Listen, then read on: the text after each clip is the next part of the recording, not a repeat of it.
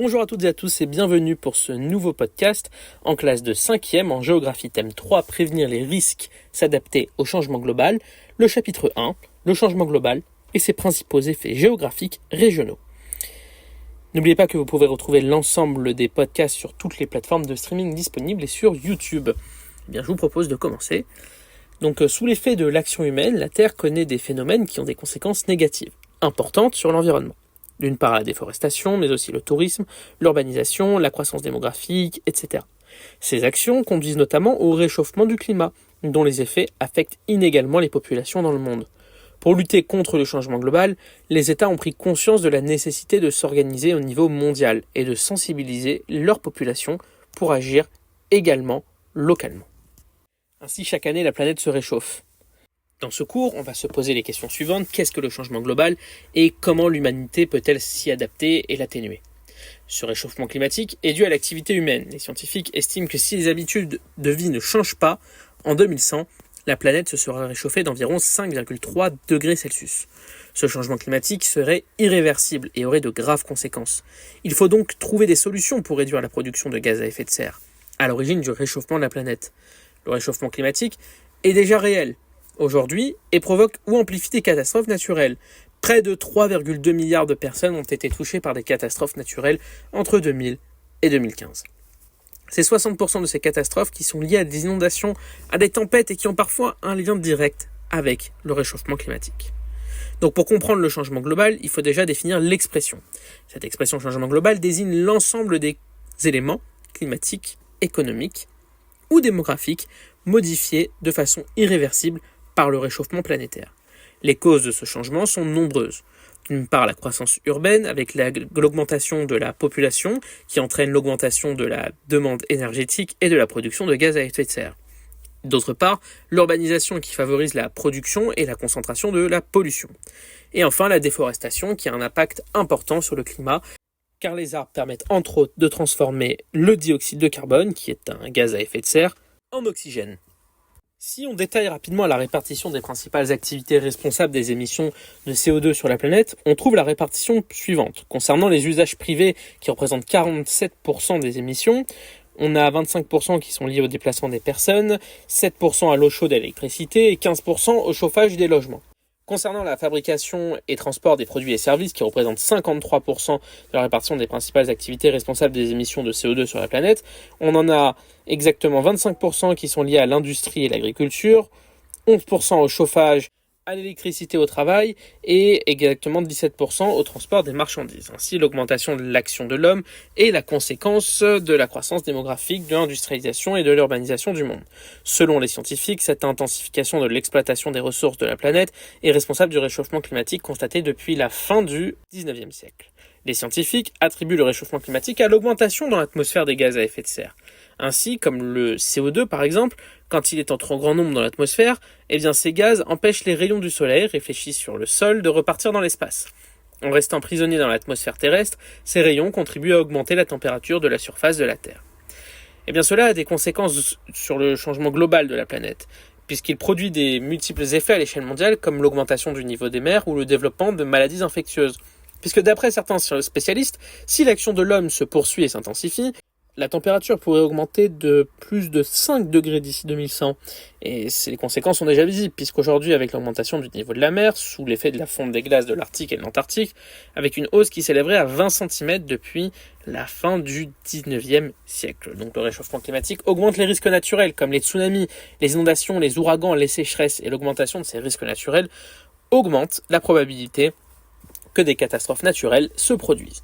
L'impact des catastrophes naturelles est minime dans des zones pas ou peu peuplées, mais les catastrophes se produisent parfois dans des zones où la densité de population est forte, ce qui en augmente les dégâts. Ainsi, la pollution et la surproduction comptent parmi les facteurs d'aggravation des catastrophes. Les pays en voie de développement, les PED, sont les pays les plus vulnérables face aux catastrophes. En effet, ces pays n'ont souvent pas les moyens de former les populations ou de se prémunir au maximum contre ces catastrophes. Ainsi, 98% des catastrophes naturelles touchent les populations des pays en voie de développement. Au Japon, pays riche, situé près de failles sismiques et qui est donc régulièrement soumis à des tremblements de terre, les bâtiments sont conçus pour pouvoir résister à certaines vibrations. Certains pays en voie de développement n'ont pas les moyens de recourir à ces technologies et ne peuvent que subir les catastrophes. Ainsi, la vulnérabilité face aux catastrophes naturelles dépend également du niveau de développement des différents pays. Sur le point concernant les maladies infectieuses, ces dernières sont causées par des bactéries ou des virus qui peuvent être transmises par des insectes. Exemple de la dengue, qui est une maladie infectieuse qui se développe de plus en plus sous les tropiques à cause de l'augmentation des températures et des inondations. Les eaux stagnantes des inondations, ajoutées à l'augmentation des températures, favorisent la prolifération de certains insectes, comme les moustiques, vecteurs de nombreuses maladies. À l'échelle locale, les conséquences géographiques du changement global sont très inégales. En raison de leur vulnérabilité, les populations les plus démunies et les pays les plus pauvres sont donc beaucoup plus touchés que les autres.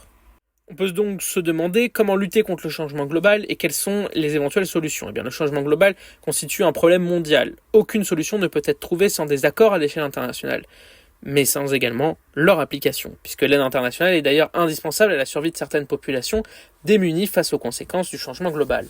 Ainsi, lors du sommet de la Terre de Rio de Janeiro en 1992, les Nations Unies ont reconnu l'existence d'un réchauffement climatique dû à l'activité humaine et ont pris conscience de la nécessité de limiter les émissions de gaz à effet de serre. Ce sommet créait donc les COP, Conference of Parties, en anglais, qui réunissent ces pays tous les ans pour lutter contre le réchauffement climatique. On en a connu d'autres, on a également eu un sommet en 2002 où le président français Jacques Chirac avait dit « Notre maison brûle et nous regardons ailleurs », phrase célèbre qui a amené à certains changements, et puis le sommet de Paris, la COP 21 en 2015, qui a amené à la signature d'un accord international, pas encore ratifié par tout le monde, mais qui limite le réchauffement climatique à 1,5 degré d'ici 2050. C'est le premier accord pour le climat, puisque l'accord de Paris a permis de maintenir l'augmentation de la température mondiale en dessous des 2 degrés Celsius.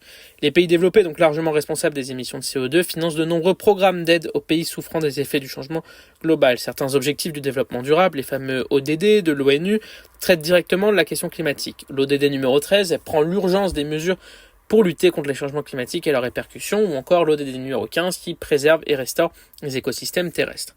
On peut également agir au niveau local puisque le changement global est l'affaire de tous les êtres humains. Chacun à son niveau peut contribuer à préserver la planète de l'augmentation des gaz à effet de serre et de la surconsommation des ressources terrestres.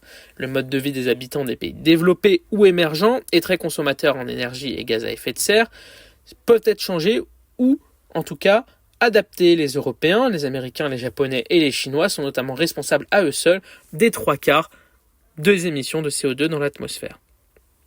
Les sociétés réfléchissent ainsi à mettre en œuvre un développement durable. À l'échelle mondiale, les pays du monde entier qui se réunissent donc en COP, comme on l'a dit, ont pris des engagements pour réduire leurs émissions de gaz à effet de serre de 40 à 70% d'ici 2050. À l'échelle nationale, les pays peuvent également avoir un impact écologique positif en menant un certain nombre de politiques qui permettraient notamment de réduire l'usage de la voiture et des transports individuels en favorisant le covoiturage et les transports en commun.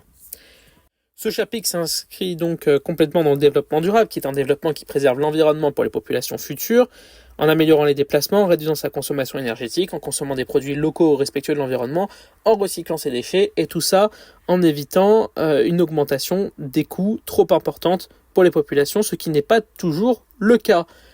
Le podcast est maintenant terminé, nous espérons qu'il vous a plu. N'hésitez pas à vous abonner et à retrouver l'ensemble de nos podcasts sur toutes les plateformes de streaming et sur YouTube. En attendant, on vous dit à très bientôt et on vous souhaite une excellente journée. Au revoir.